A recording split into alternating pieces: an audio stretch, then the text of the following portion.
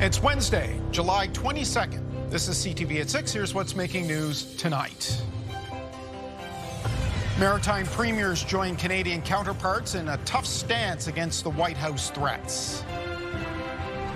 What's driving up crime numbers in New Brunswick's 3 largest cities? Drizzle and showers remain for most of the Maritimes overnight. Live from our Maritimes News Center, this is CTV News at 6. Here is Todd Battis. Good evening, and we will go to Charlottetown momentarily. But first, the premiers are toasting an agreement allowing direct-to-consumer liquor sales as a great accomplishment. While it could encourage more interprovincial sales, there are those in the industry who see it as a glass-half-full scenario. CTV's Jonathan McGuinness reports. Coldstream Clear Distillery launched in 2015. Since then, they have grown significantly, adding distribution throughout Atlantic Canada and Ontario. Following an agreement made by Canadian premiers yesterday in PEI, the rest of the country is now open for business. It means a lot for us to now reach consumers nationwide. The premiers of 9 provinces announced they're removing major barriers to the interprovincial sale of alcohol that will allow brewers and distillers to sell directly to consumers. We hope that this will just grow our consumer base in other provinces, and then sales will naturally follow. The wine industry also applauds the move, but the director of Wine Growers Nova Scotia says there are still some issues to be worked out. I mean, cost of shipping and logistics is still a barrier, and there still will be cost to that. So obviously it has to be attractive to the consumer, but the fact that they can now order a case of wine is really attractive. There is another side to this coin. Nova Scotia businesses now have access to other markets, but so do Nova Scotian consumers who will be able to buy from other areas of the country. They're asking government to intervene by reducing barriers and creating the conditions for success, and then allowing the business community to create their mechanisms, their markets, their distribution systems to capitalize on these new markets. Direct-to-consumer purchasing is effective immediately in most places. BC expects to be on board by February. However, it will come with a cost. Taxes will make out-of-province booze more expensive. Quebec, which didn't sign on, still believes it could come in the fall. Well, Todd Don Bureau says he would like to see the provinces go even further than just this agreement on alcohol. He says he'd like to see all internal trade barriers removed right across the country, and the sooner the better. Todd. Jonathan McGuinness in downtown Halifax on the waterfront. Thank you, John. We're going to make this the CTV web poll tonight, and we're asking, would you order alcohol in from a retailer in another province? Your options are this. Yes, it would be great to have more options. No, it would be too inconvenient, or maybe, depending on the cost. Well, with that agreement in place, is it time for the provinces to put American alcohol back on liquor store shelves? CTV's Garrett Barry hit the streets in St. John's to see what people think.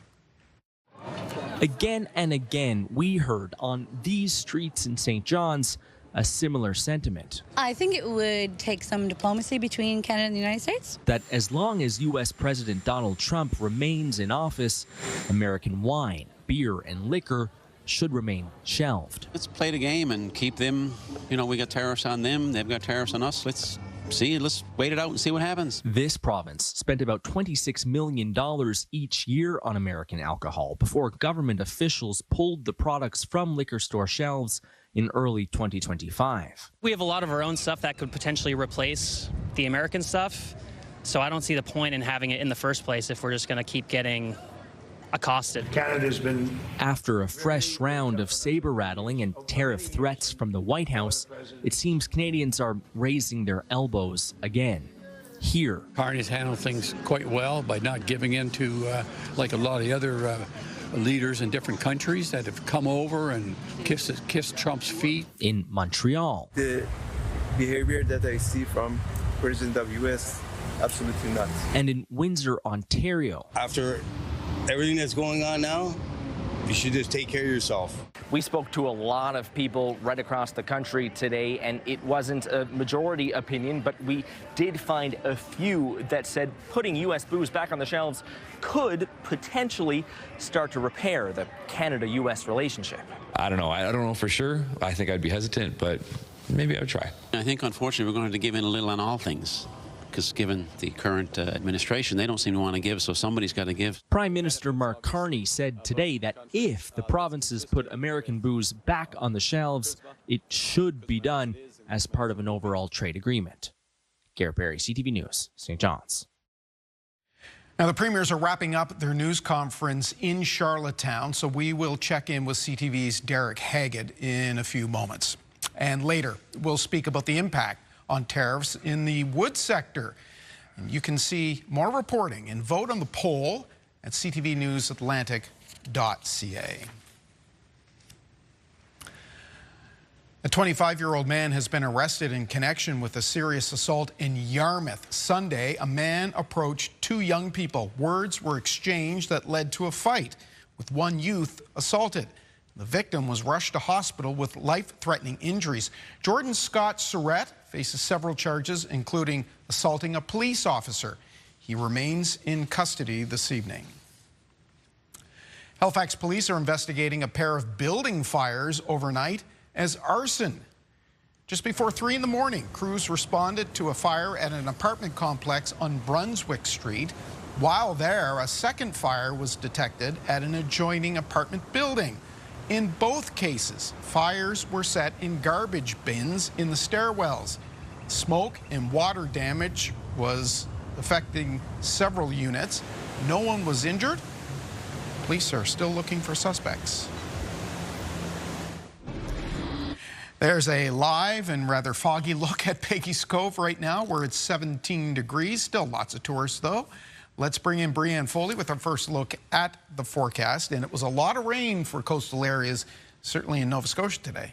Absolutely. I also think that that's one of Peggy's best looks, you know, Sure, yeah. with that coat of fog. Classic. Classic. And, of course, something that we are continuing to see, especially along the coastline in both Nova Scotia and coastline. So we start tonight with a special weather statement that is still in effect for the region. So we are seeing Guysborough County as well as Cape Breton under this special weather statement for tonight into Thursday afternoon. We'll see some more showers coming along as a low pressure system is coming up the Atlantic coastline, which is why we're seeing that impact in those areas. Could see 30 to 50 millimeters of rain, possibly thunderstorms as well.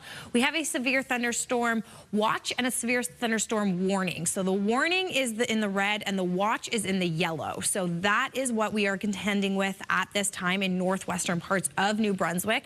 Possible concerns are strong winds, large hail, heavy rain. Of course, there is always a possibility of a tornado forming, but that's not what we're looking at this time. Mostly just dealing with those severe thunderstorm impacts throughout northwestern New Brunswick. We're going to continue to watch that. Taking a look here at our rain outlook, we are seeing some more piling of rain up in Campbellton. For the most part, we are seeing trace amounts through most of western Nova Scotia. A little bit extra over in the Sheet Harbor area, of course, because that is where the system is going to be impacting as we continue. We are going to continue to see a little bit more up in northern parts of New Brunswick as well, of course, throughout the course of the next 24 hours. For today's lows, they might have been above average, but they felt a lot warmer as well because we had to deal with that humidex for today. So even though temperatures seemed a little bit lower, we still felt the impacts. Todd?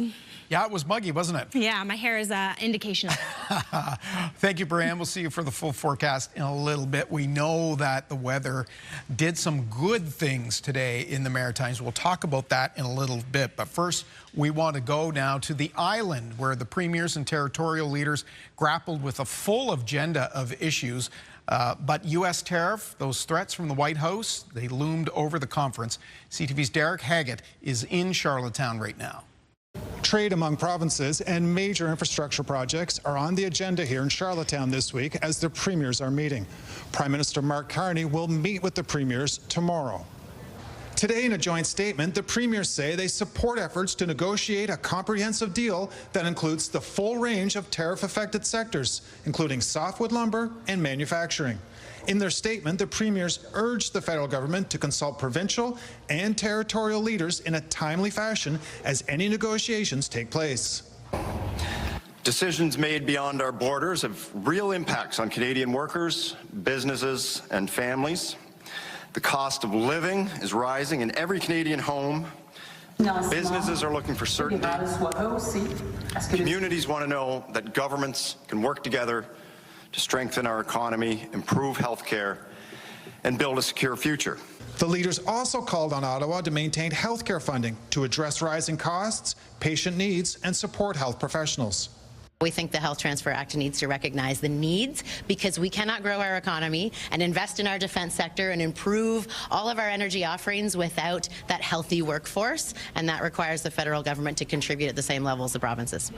Of course, overshadowing this meeting is word U.S. President Donald Trump signed an executive order to impose 50% tariffs on certain Canadian products within 30 days. Premiers are hoping more interprovincial trade barriers will come down, along with major national projects will come into focus to help the Canadian economy. Derek Haggett, CTV News, Charlottetown. The crime rate rose in New Brunswick last year, the only province that didn't see a drop in Canada. New data from Stats Canada shows serious criminal acts increased in the 3 largest cities. CTV's Nick Moore looks at what's behind the numbers. Good evening, Nick. Well, good evening, Todd. New Brunswick was the only province in Canada to see its crime severity index score go up year to year in 2025, according to new numbers that are out today. Whereas the traditionally reported crime rate measures every criminal offense equally, the crime severity index measures more violent and severe crimes with greater weight. New Brunswick's crime severity index value was 90.4 in 2025, up 6% from 2024. Nova Scotia's crime severity index in 2025 was 73.0, down 3% from 2024. On Prince Edward Island, the crime severity index value was down 6% to 68.4. Nunavut was the only territory to see its crime severity value increase year to year. Looking at data from census metropolitan areas across the Maritimes, the crime severity index values went down in Halifax by 6% to 68.6. It went up in New Brunswick's 3 largest cities, up 11% to 105.6 in Moncton, up 20% to 70 in St. John, and up 7% to 80.5 in Fredericton. St. John recorded the largest CSI increase of any CMA, according to StatsCan. In a statement tonight, the St. John Police Force says it investigated 6 murders and 2 attempted murders in 2025, compared to 3 murders in 2024, adding that the difference would significantly impact the index score. Nick Moore, CTV News, St. George. Well, not many people in Nova Scotia were complaining about the weather today. The downpour helped tackle wildfires on the eastern shore. It also gave a boost to Halifax's depleted water supply. Here's CTV's Callum Smith. Rain was sporadic today, but when it came down heavy, there was no mistaking it, like first thing this morning. And it has fire crews optimistic. We're looking at the forecast like everybody else. The Mooseland Road wildfire near Sheet Harbor remains at about 1,450 hectares and is listed as being held. Firefighting efforts were paused because of the rain, but the fire is still being monitored. We're hoping to get upwards of an inch of rain over the next couple of days, which would be very, very helpful to the whole province. Something he's thankful for, especially when looking back at last year's drought conditions. We've started to see the same conditions this year, the same time. But with the little bit of rain we got on the weekend and this coming through now, we did not receive this type last year. And then next week is looking like it could be rather unsettled again. But as any Maritimer knows, the forecast can change by the day. While the Cat Ferry canceled crossings today, Halifax's ferry service kept going. But it wasn't just rain and wind to contend with on the harbour. Fog wiped away any chance at seeing the city skyline from Dartmouth. We're grateful to see the rainfall, especially that it's been quite dry the past few weeks. Halifax Water says levels in its supply lakes are better than last year. If we get the amount that is anticipated, this would move us past several weeks ahead of where we would be at last year. The questionable weather didn't keep everyone away. For those on the water, it appeared to be just another day. And if you needed to get your 4-legged friends out for a walk, there were chances to do so between the rainfall. As you can tell, no rain falling whatsoever at the moment. It is breezy and there is fog in the air, that's for sure. Both utilities, both Halifax Water and DNR, hoping the total rainfall over the next couple days will pan out. Halifax Water said it had no reports of any floods today, but cautioned people should have a 72-hour emergency kit on hand just to be safe.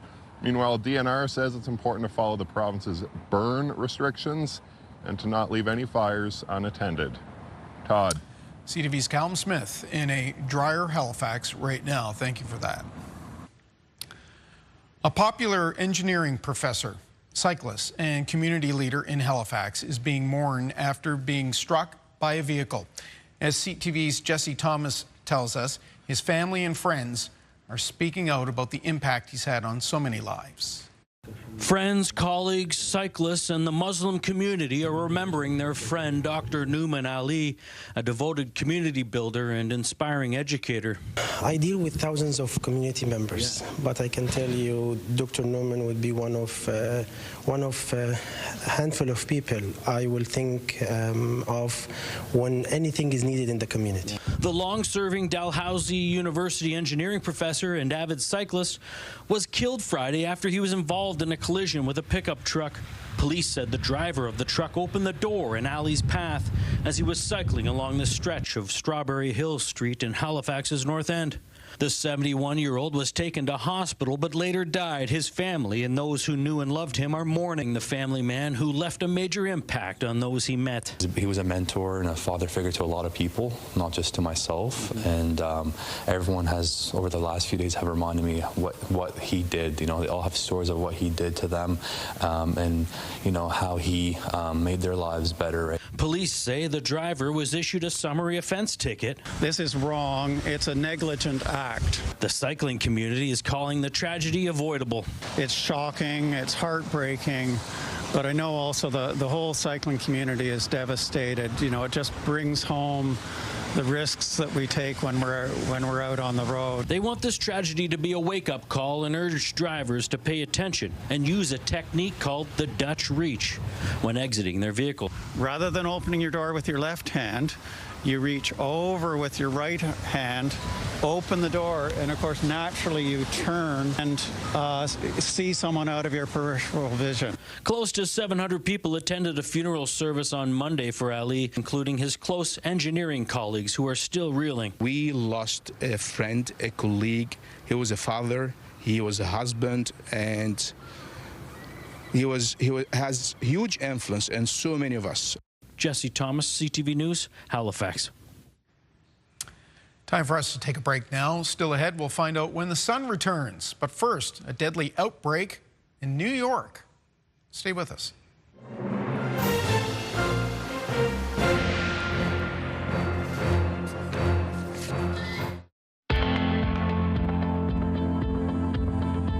Time now for your campfire conditions, brought to you by Pine Acres RV, where customers become friends. And not surprising, we are seeing burning allowed across the region with this low pressure system that's still in our area. So burning is allowed throughout all of New Brunswick. We are seeing that all of Nova Scotia, it is allowed as well between 2 p.m. and 8 a.m. And then over on Prince Edward Island, Category 1 burning is permitted as well. So this is not surprising considering we are seeing a significant amount of rain in our region. But of course, as always, check for a fire ban before you start a fire, check with municipal bylaws, and never leave a fire unattended.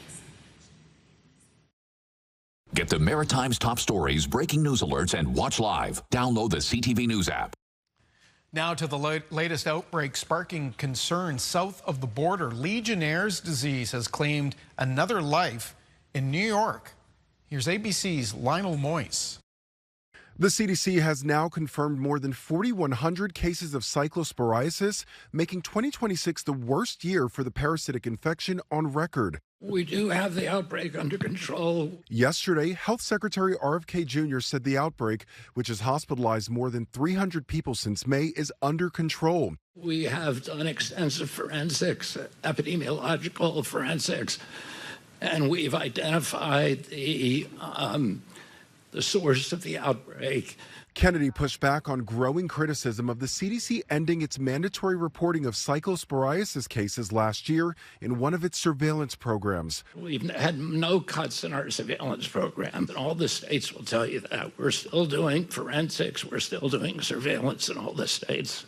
Another nationwide health concern, a measles outbreak. The United States has had more reported measles cases in the last 18 months than in the previous 25 years combined. Infections already surpassing the total for the entirety of last year, which was the highest since 1991. Health experts linking it to a decline in vaccinations in recent years. Lionel Moyes, ABC News, New York. All right, still to come. How long will this rain last? Brianne Foley returns with a full maritime forecast after this timeout.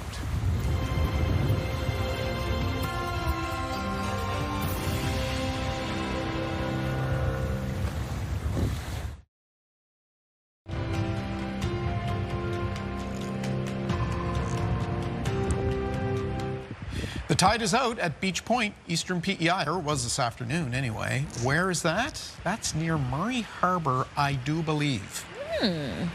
It's a beautiful place.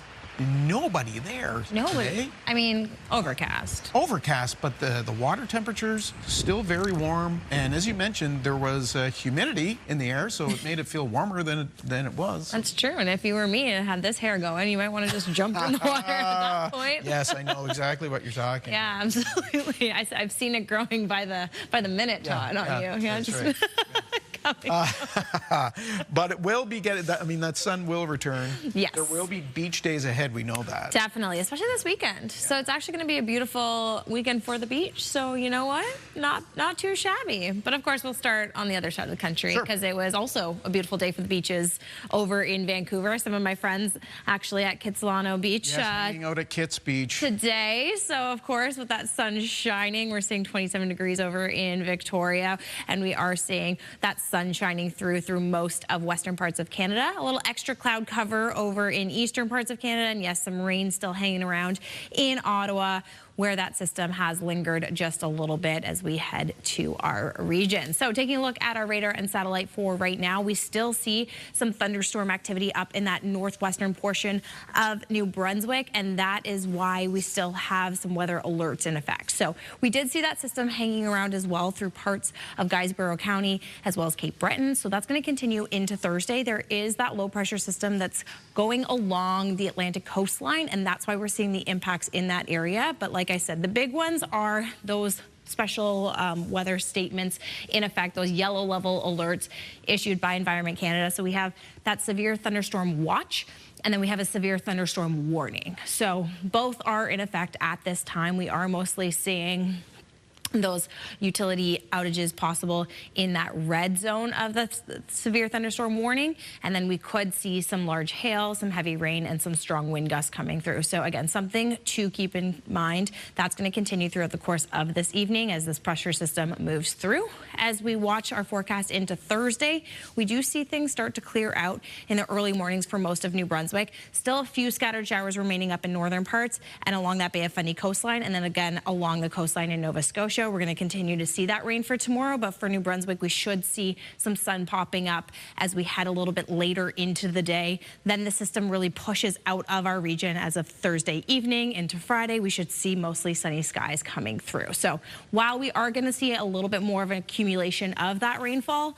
through the next 24 hours, we aren't going to have to deal with it for a very long time. So the most amount of rainfall for the next 24 hours we are going to be seeing through that Woodstock area as well as along that coastline in parts of Guysborough County. So that's on brand for where those warnings are.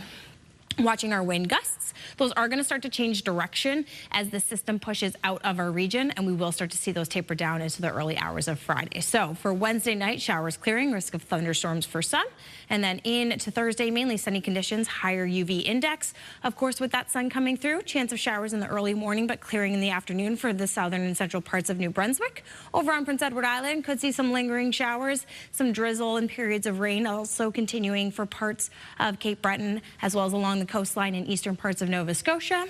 Some fog patches obviously developing with this system, and some drizzle and rain will continue for the rest of Nova Scotia as we head throughout Thursday. So like I said, fast moving system, and then as we head later into the weekend, look at that, sunshine and warmer temperatures are coming through. That's pretty much the name of the game across all 3 maritime provinces. So we are going to see those average temperatures come back in, and then we get a little bit warmer heading into the weekend. Todd? Very good. Thanks for that. We'll see you for the wake up weather at the end of the show. Next, we'll talk about the impact tariffs are having on the forestry sector.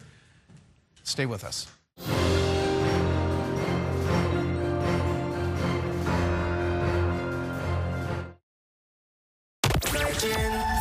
Okay, so coming up on the show tomorrow, another chance to win some tickets to see Matt Wright VIP style at the Great Outdoors Comedy Festival. And join us around 7:30 for your chance to win a $100 gas card. Good luck.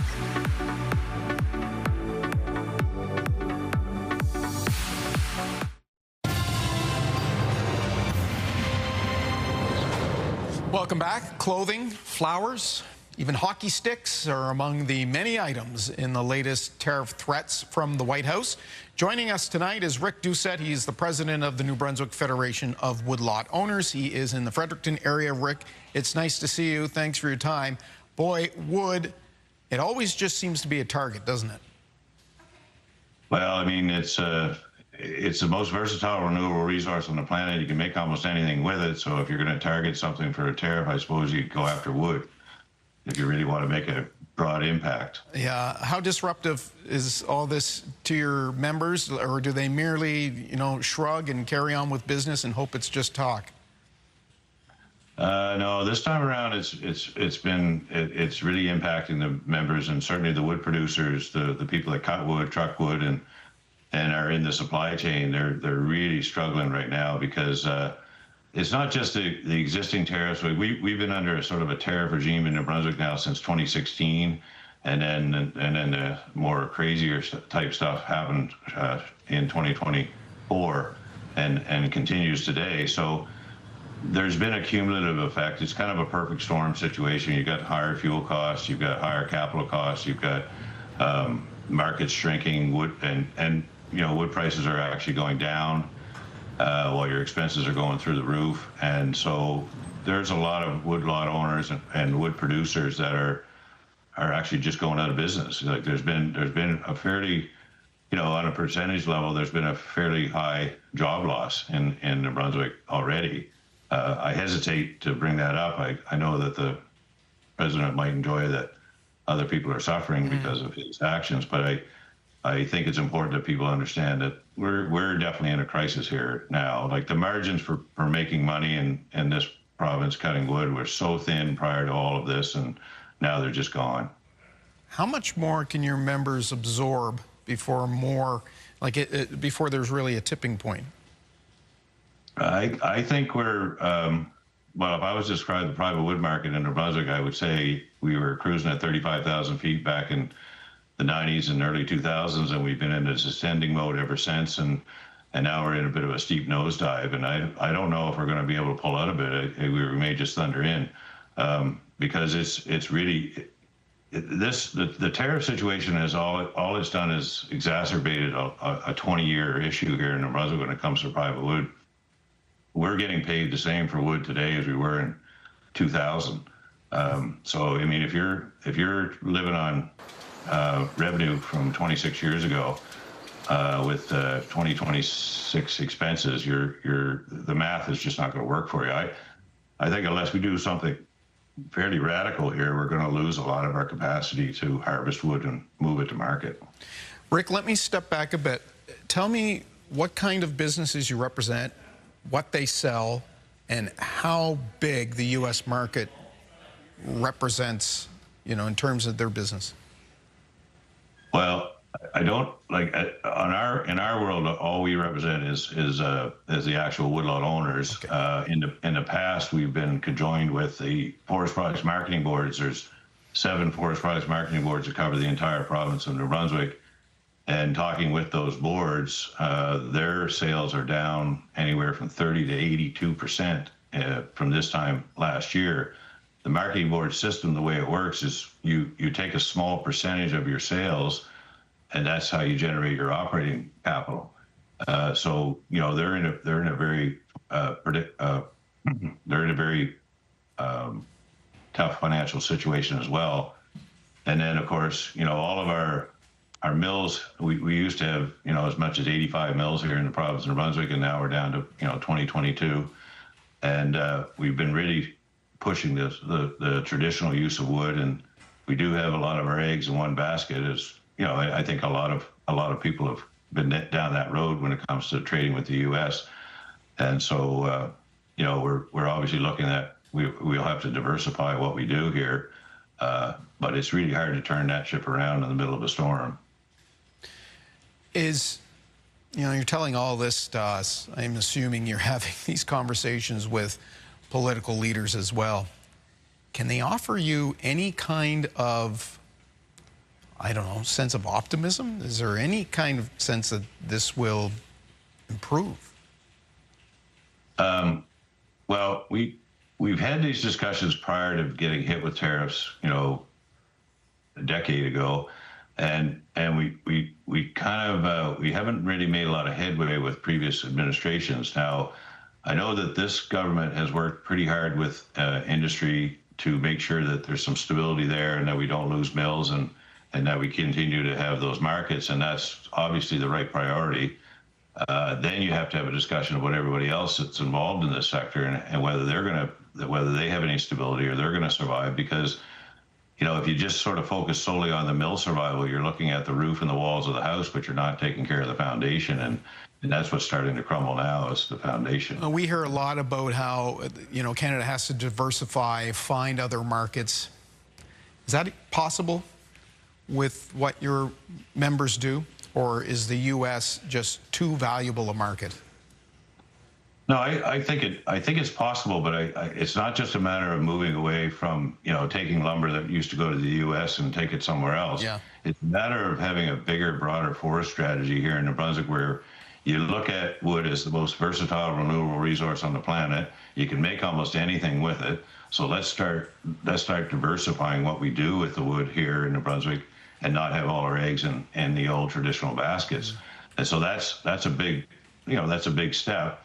But I do think that the government in New Brunswick does need a new forest strategy.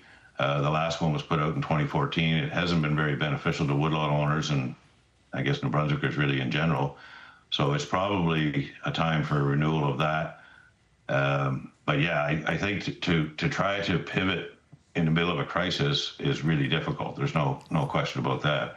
So I hope that at least if we learn anything from being in this crisis, is that we do take the opportunity in the future when we're picking up the pieces here and maybe diversify what we do and broaden our scope. Because there's been companies come here from Amsterdam looking to do all kinds of, like, chemical companies were looking at using wood for some of their base products that they used to use petroleum for. You can make jet fuel out of wood. You can, there's a lot of stuff we could do here. I think the traditional users here in New Brunswick don't like the idea of competing for that wood. It would possibly generate some higher costs for them. But obviously, if you're in the woodlot management program and you're in the wood supply business, you want as many markets as you can, and you want to be able to pivot from one market to another if one of them gets sidelined somehow with some sort of trade issue. Rick, we all know how important the forestry industry is to our region, and we appreciate you taking the time to explain the situation right now to us. Thank you for that. Oh, I really appreciate the opportunity. Thank you. That's Rick Doucette with the Federation of Woodlot Owners in New Brunswick. We'll take a break. Stay with us.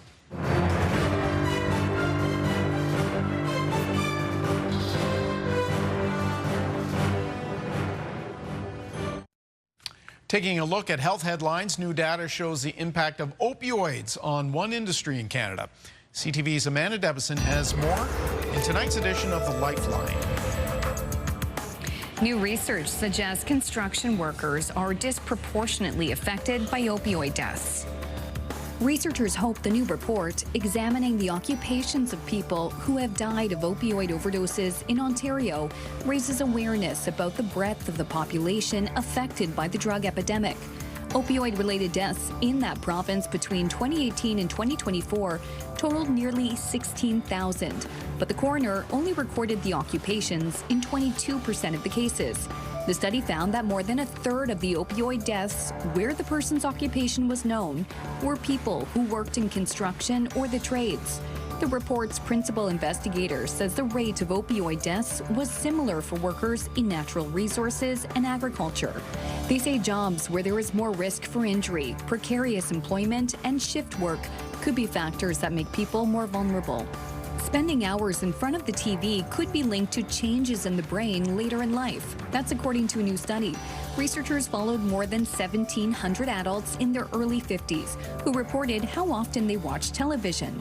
More than 20 years later, brain scans found those who watched the most TV were more likely to have brain changes associated with cognitive decline and dementia. But researchers say it isn't simply watching a lot of TV that's linked to brain health. Those who took part in the study were also asked how much of their workday they spent sitting. Finally, an Australia woman has given birth to identical quadruplet girls after a pregnancy doctors described as incredibly rare. The 34-year-old mother delivered the new babies last week at a hospital in Brisbane. The babies were conceived naturally and resulted from a single fertilized egg that split into 4. A maternal fetal medicine specialist believes the chances of conceiving quadruplet girls are around 1 in 15 million. But for this to be spontaneously conceived, first of all, for the conception to happen, so one fertilized egg that then splits not once, not twice, but 3 times into 4 different babies, who then share a placenta, that is just incredible. Their names are Emily, Harriet, Alexa, and Catherine. The couple already has 4 kids, aged 10, 8, 3, and 1 years old, now making them a family of 10. With Health and Medical News, I'm Amanda Debison for the Lifeline. Okay, we're going to go to Paris now, where there are new questions in the Louvre heist mystery as the Apollo Gallery there reopens to the public. NBC's Raf Sanchez has more. 9 months after a gang of jewel thieves burst into the Louvre's Apollo Gallery, pulling off a brazen daylight robbery that stuns the world, the gallery is finally open once again.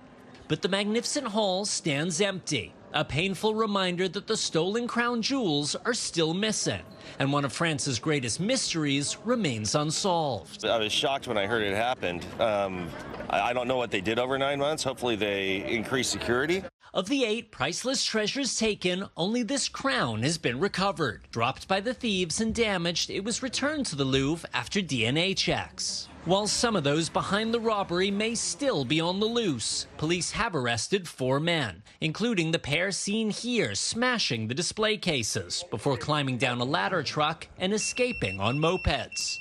Both have low-level criminal records, police say.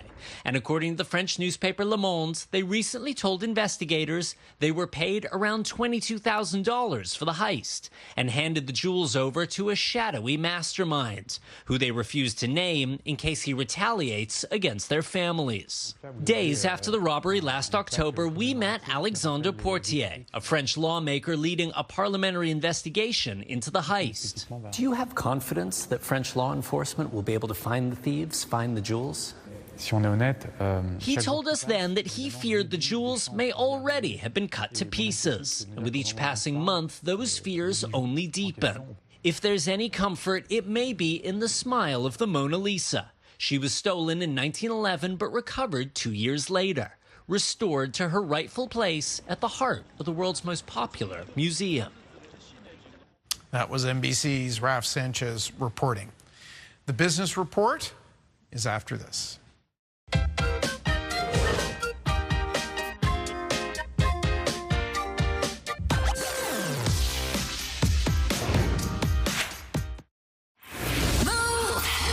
With Aaron and Peter. Hey, you can win $1,000 in under 60 seconds every weekday at 7. That's when we play $1,000 Minute. Your chance to win $1,000 with us.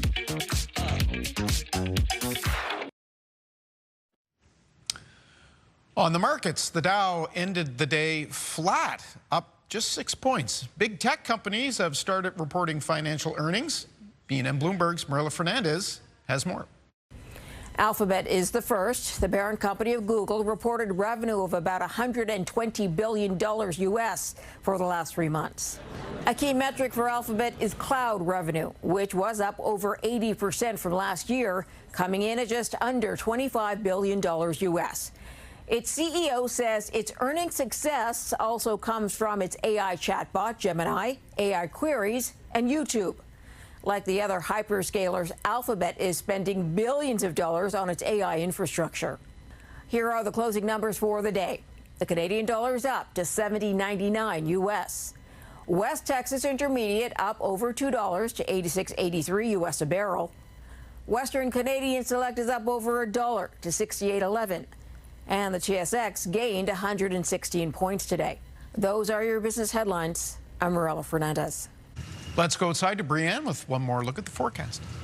Yes, Todd. Well, it's a little chilly out right now, so at least my hair is not growing any bigger by the moment. So there is that. But we will continue to see this low pressure system moving out of our region. Although last week it was a beautiful night in Prospect Bay, which is where we find our viewer photo from former colleague and friend of ours, Dave Eade. So we thank him for this gorgeous sunny photo. Of course, tomorrow in Prospect Bay, we will see a few of those scattered showers remaining around, and we will see a high of 22 degrees. Unlike today, a little less humidity in the air, so it'll feel more along the lines of 22 degrees. Now, as we head towards our day planner for Thursday morning, we will see fog patches, especially along that Bay of Fundy coastline, as well as western parts of Nova Scotia for tomorrow morning. We'll continue to see that pretty much throughout the day, and that will hang on into the early afternoon. So expect to see fog throughout your commute in the morning hours into the afternoon. Then we'll see some sun popping through for northern parts of New Brunswick, although we will continue to be seeing some showers hanging on for, of course, Guysborough County and Cape Breton for tomorrow, because we are continuing to see that special weather statement in effect that rainfall could continue to linger before this low pressure system works out of the region. So we are going to have a few spotty showers throughout the morning for most of Nova Scotia, and then later in the afternoon for parts of Cape Breton. But of course, always check the weather at ctvatlantic.ca. And in the meantime, we'll head over to our friends at Your Morning Atlantic. Thursday on Your Morning Atlantic, Pastry Paradise. We will meet the owners of a bakery where everything is made from scratch and celebrates Brazilian flavors. Start your morning with us Thursday on Your Morning Atlantic on CTV2 and Crave. Earlier this week, you may recall, we showed you great white sharks that were swimming in the shores off our coast. Well, a 10-foot great white shark was recorded swimming among a group of children in the waters just off Los Angeles. NBC's Liz Kreutz has the pictures.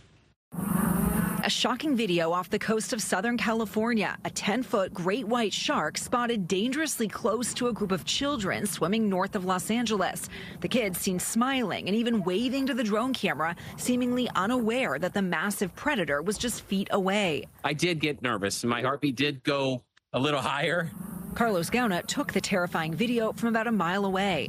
I'm searching the shores, and this particular shark came from the depths, and I saw it near the swimmers. They definitely didn't have any idea. They waved at the drone. The video highlighting what experts say is one of the sharkiest summers in a decade off the California coast, driven by an El Nino weather pattern that's warming up the ocean waters, leading to more shark sightings, including incidents like this, a heart-stopping moment in June as a curious shark circled a surfer sitting on his board. But despite the uptick, Chris Lowe of California's Shark Lab tells us that luckily for those in the water, this doesn't actually mean more shark attacks. So we don't necessarily see a big correlation between shark bites and strong El Ninos. What we do see are more sharks. So many that... So there's a shark right there swimming behind you. See it? Right behind me.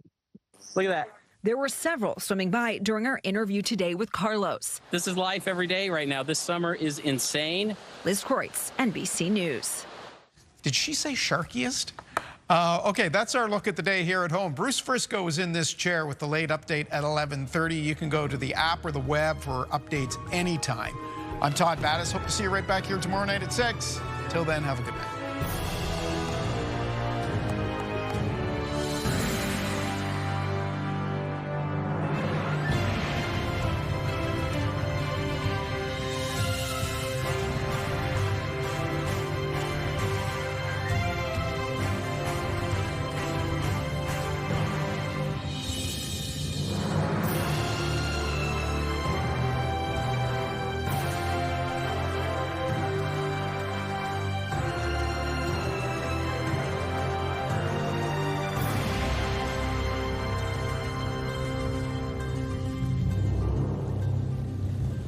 CTV News, the Maritime's #1 newscast. Watch live on Crave.